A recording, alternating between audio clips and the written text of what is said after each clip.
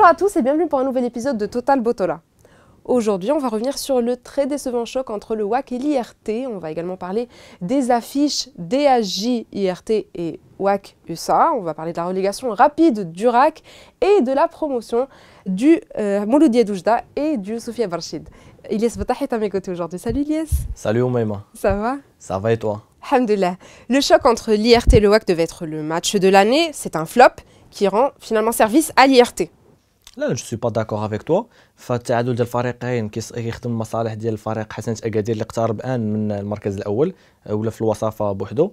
المباراه شفنا انها كانت Je pense que le plus grand gagnant finalement c'est l'USA. وي اكزاكتومون لانه الان بقى على بعد 3 نقاط من المركز الاول.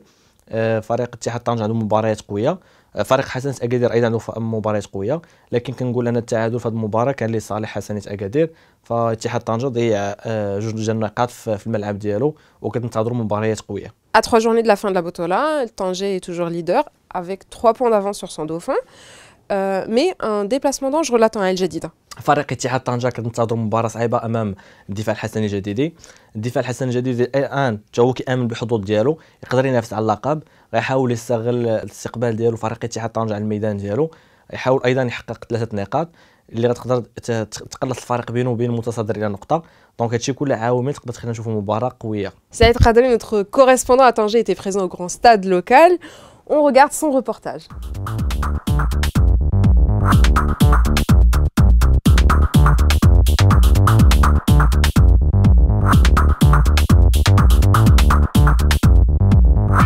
خويا حنا ديما تنتبعوها ان شاء الله. انا من الرباط واخا ولد الرباط وتنبغي الوداد حتى النخاع، ما خليت حتى شي بلاصه فين تبعتها. تونس، في قرطاج، في صفاقس، مشيت لليبيا، مشيت لكوت ديفوار.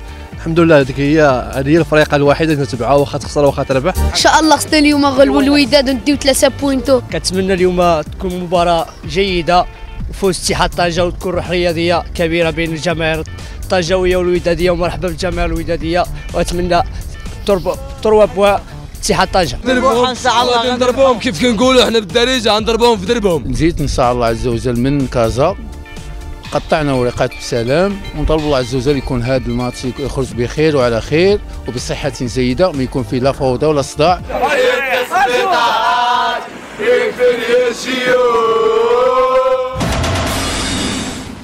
On a parlé du déplacement de l'IRT chez El Jadida. On va également évoquer celui du Hassania chez le WAC, un déplacement qui va valoir cher.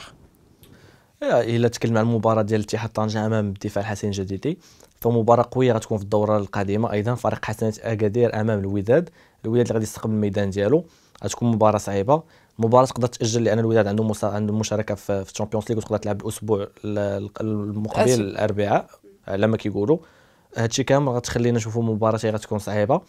هاد جوج المباريات يقدروا يكون عندهم سواء ديال اتحاد طنجة امام الدفاع الحسني الجديدي او لا الوداد امام الحسنيه، يقدروا يخليونا نشوفوا اكثر شنو غتخبي لنا جوج دورات الاخرين، ونشوفوا شكون المستعد يفوز باللقب ديال هاد النسخه هادي.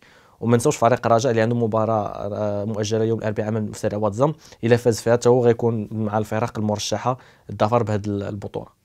Le Wydad, lui, n'a pas saisi sa chance. Est-ce que c'est trop tard pour les Rouges?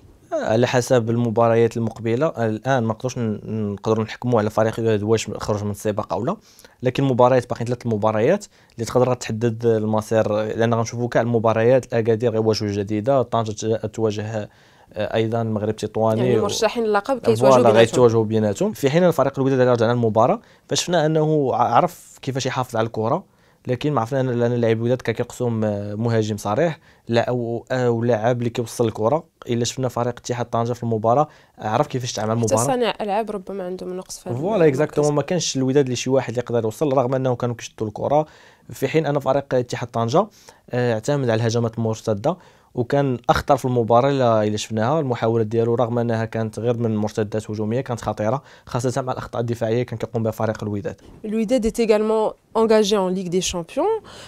واش ما كتشوفش بان هذا الكالندريي ربما ما غاديش زعما يشكل عليه مشاكل، التركيبه البشريه، العياء؟ بيان سور غادي تعطي افونتاج الفريق حسنة اكادير واتحاد طنجة اللي ما لاعبين حتى شي مسابقه افريقيه، في حين ان فريق الوداد والرجاء والجديده هذا الاسبوع غيلعبوا مسابقات الكاف ومسابقات دوري ابطال افريقيا. هذه كلها غتخلي الفرق باش يلعبوا على الواجهتين صعيبه، غتخلي الضغط العالي على اللاعبين. نتمناو انه يحاولوا الفريقين يعرفوا كيفاش يتعاملوا مع المباريات On verra bien. Le RAC, lui, a retrouvé la D2 officiellement, un an seulement après sa promotion. Est-ce que la faute à l'effectif, au budget, est-ce qu'il n'y a pas assez de place pour 3 clubs Casablanca en Botola? لا، إلا رجعنا للموسم ففريق راسينغ البيضاوي مع بداية الموسم فرط من بعض اللاعبين الأساسيين كأيوب الكعبي والعديد من اللاعبين، معزز التركيبة ديالو بلاعبين عندهم خبرة في البطولة الوطنية الاحترافية. شفناه حاول يعتمد على اللاعبين الشباب، نقدروا نقولوا ان الخبره كانت ناقصاهم. كان المشكل ديال الملعب في مرحله الذهاب حتى هو كان كيأثر عليهم، كان كيلعبوا خارج الملعب اللي موفين به البيرجيكو. هذه كلها عوامل ساهمت في الرجوع بسرعه فريق الراسينغ الى القسم الثاني. Félicitations aux Mouloudier d'Oujda et aux Youssoufiet Barchid qui sont officiellement promus en première division. Salah Marani et Adil Gdouz étaient présents au stade du Rachad Barnossi et ont assisté à la montée du Youssoufiat. Voici leur reportage.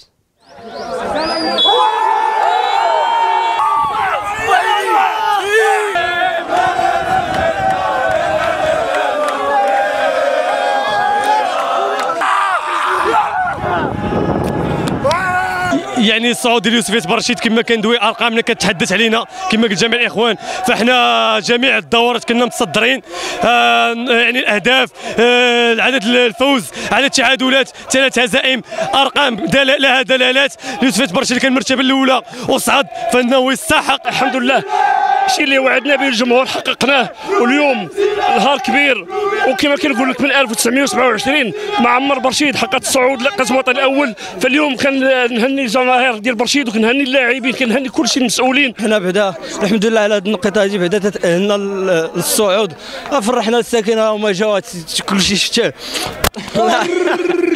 انت شفتي كلشي الحمد لله اخويا، هذا الشيء اللي كاين. كنظن بان هذا فرحه ميريتي، هذه لاجواي اللي ميريتي. كنظن بان حنا تمحنا من الدوره الاولى حتى الدوره 29. الفوز بهذا لو تيتر ما جاش على سبيل الصدفه.